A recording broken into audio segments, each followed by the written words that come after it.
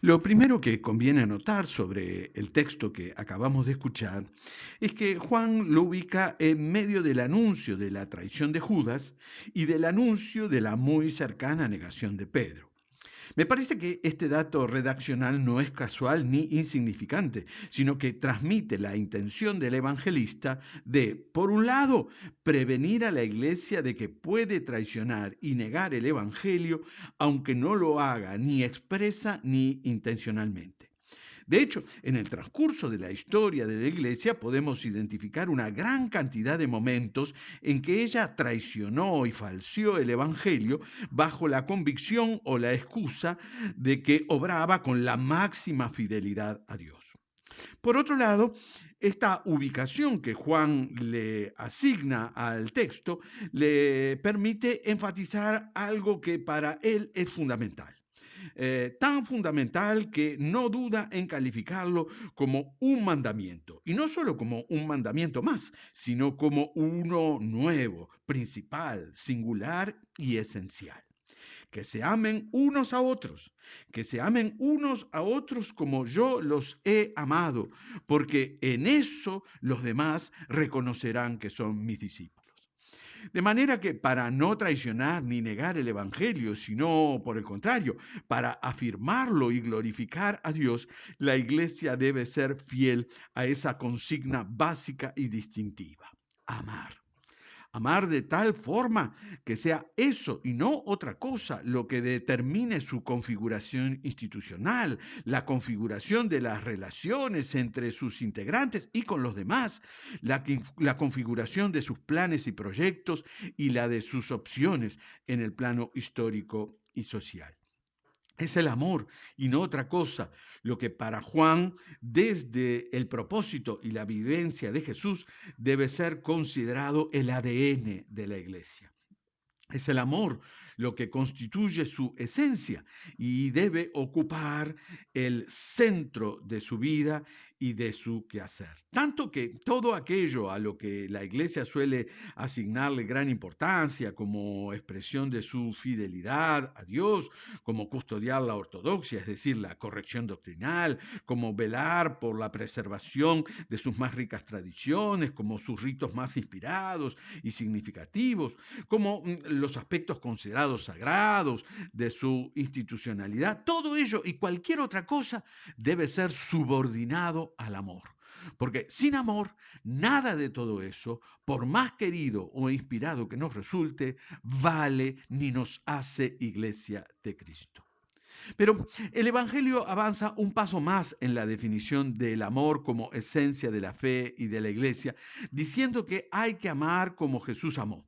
Así lo plantea la segunda parte del versículo 34. Como yo los he amado, así también deben amar y amarse ustedes. Por lo cual, el amor de Jesús debe pautar nuestro amor. No estamos llamados a amar en el vacío, sino que el amor de Jesús es nuestra permanente referencia y el paradigma para el ser y el obrar de la iglesia. Consecuentemente, esto me parece que nos levanta una gran pregunta sobre la que tenemos que volver una y otra vez como creyentes que quieren conectar y reconectarse con su esencia. Y esa pregunta es, ¿cómo amó Jesús? ¿Qué fue lo que caracterizó su amor? Aquí solo mencionaré tres de estas características para que sigamos pensando en ellas y para que nos estimulen a identificar otras. La primera es que el amor de Jesús no tuvo límites. Y no solo no tuvo límites porque su entrega fue total, sino que también porque su apertura a los otros fue total. En efecto, Jesús no se limitó a amar a los suyos, a los más cercanos, a aquellos con los que tenía una cercanía y una identificación natural. Su amor fue tan grande, tan desbordante, tan ilimitado, que lo llevó a cruzar las fronteras de los prejuicios socioculturales, a transgredir los muros religiosos que dividían a los puros de los impuros, a abrirse a los rechazados e incluir a los excluidos, a identificarse con los despreciados. Tan sin límite fue el amor de Jesús que llegó al extremo y al conmocionante desafío de decirnos que hay que amar a los enemigos. Si nos animamos a ser fieles a estas características del amor de Jesús, si la iglesia ama así como Jesús amó, entonces su modo de ser y de hacer adquirirán una relevancia especial en el presente, porque brindará una alternativa, porque iluminará con una perspectiva nueva a una cultura que llama a ser amigo de los amigos, sin ir más allá en cuanto a los otros, en cuanto a quienes se perciben como distintos y ni qué hablar de a quienes se los considera enemigos. Esta es una cultura del nosotros contra los otros, del encierro en los que piensan y sienten como uno, de la fragmentación en facciones que se ven a sí mismas y a los demás de manera irreductible.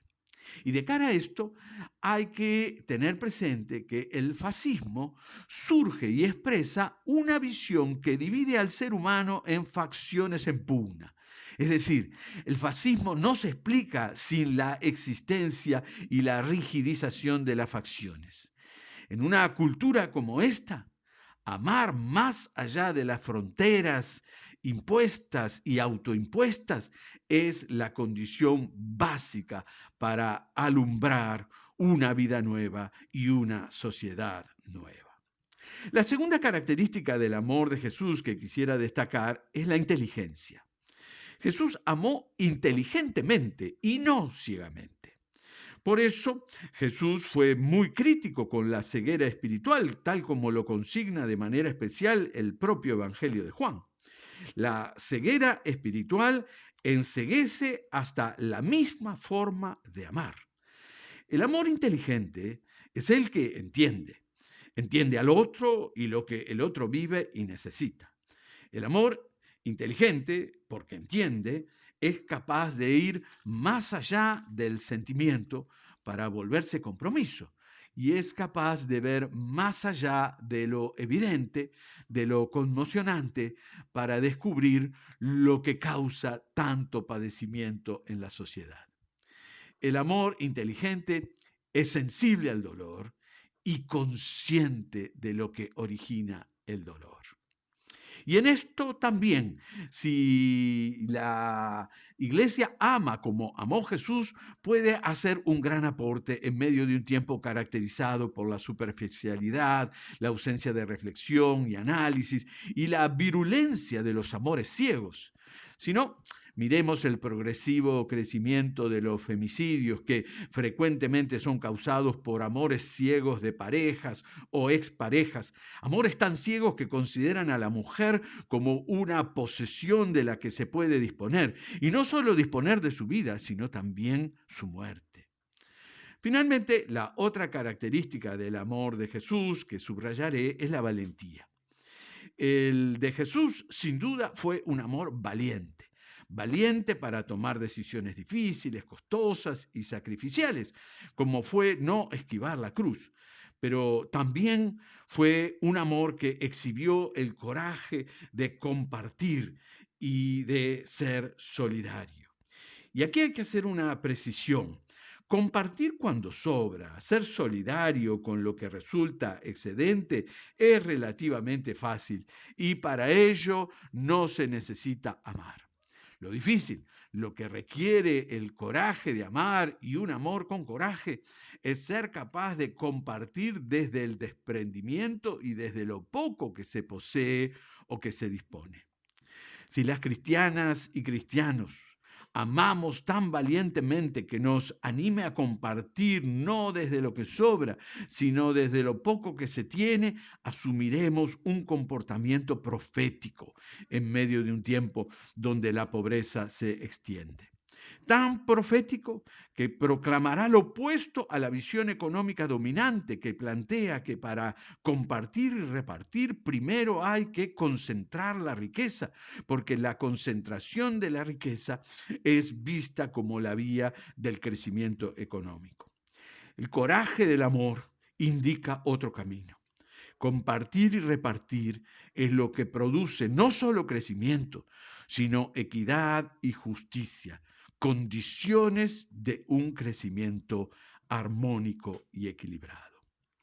Amen como yo he amado, y en eso reconocerán que son mis discípulos. Sí, allí está el ADN de la iglesia y de nuestra fe. Vivir al modo de Jesús.